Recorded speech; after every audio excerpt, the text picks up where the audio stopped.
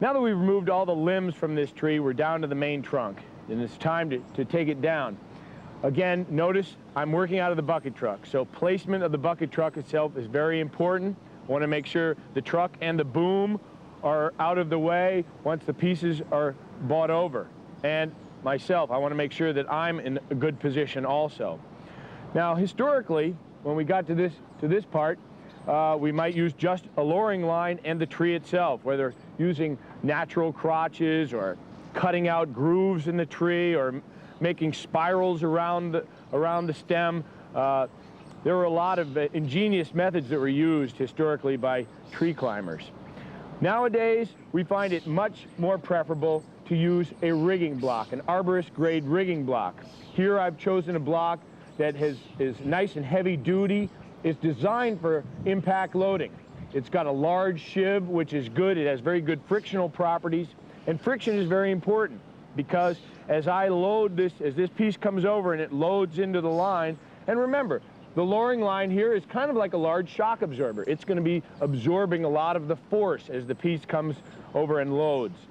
Now, if we have a lot of friction at the rigging point, what that means is the short leg of the rope, or the lead, which is the point of rope from the rigging point up to the piece, is going to absorb most of the energy.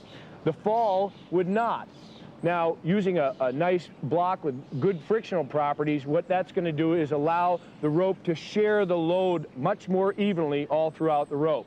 And that's very important. That will allow us to use our ropes much longer. Now, I've chosen this block, I've tied it, attached it to the tree, lashed it. I've got a 3/4 inch 10X sling. I've used a cow hitch backed up with a better half hitch around the throat there, so it's nice and secure. We've chosen a 9/16 double braid lowering line.